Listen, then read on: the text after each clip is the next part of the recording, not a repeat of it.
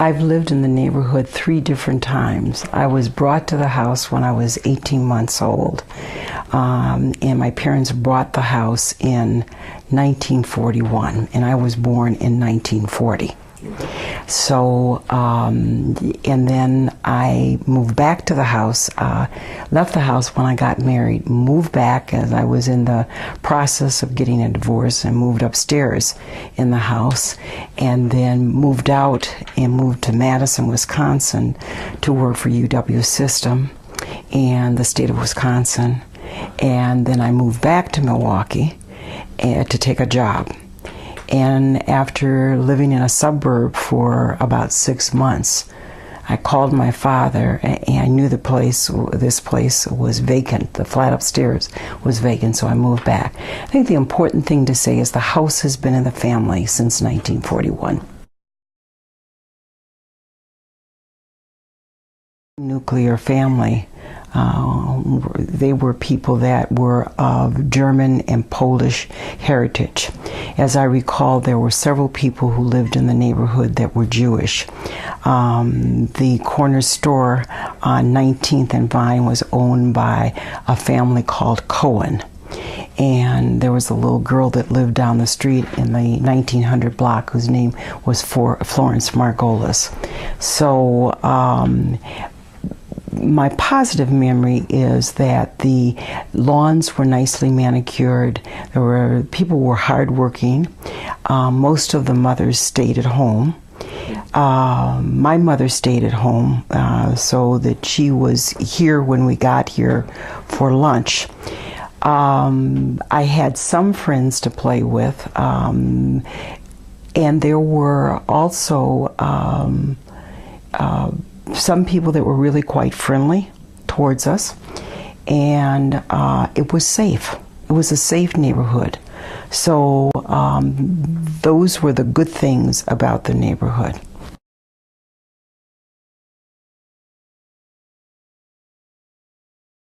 Yes, as a matter of fact, I do. Not the business that I remember the most was the corner store. On the corner of 19th and Vine. There was also another store on the corner of 19th and Brown. And I remember my little friends would purchase penny candy there.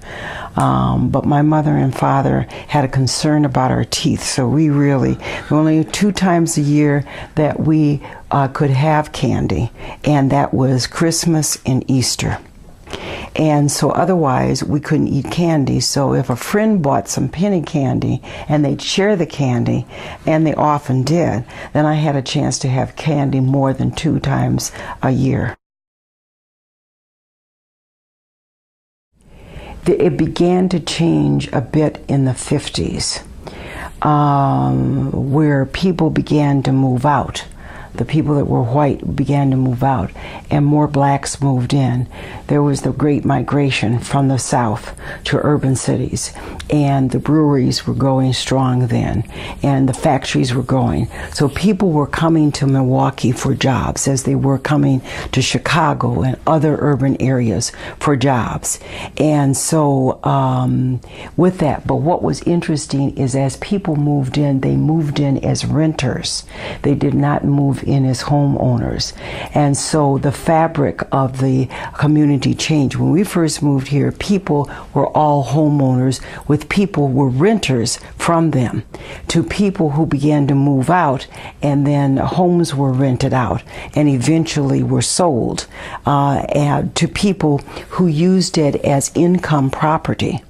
And so when people are not invested in the neighborhood, there are some changes. The beautiful lawns, manicured lawns, there were not as many. There were some. There were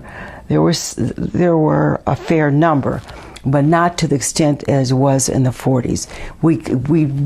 I remember the changes really beginning in the 50s, the late 50s.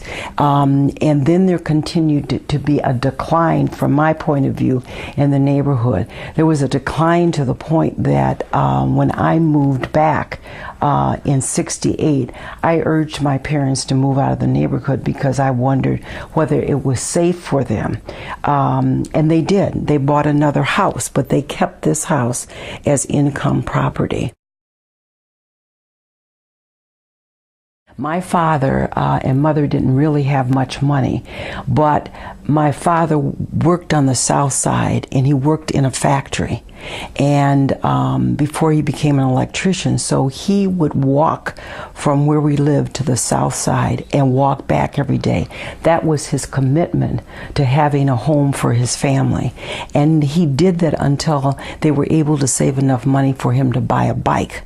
And then when he was able to buy a bike, then he would ride to work and ride back.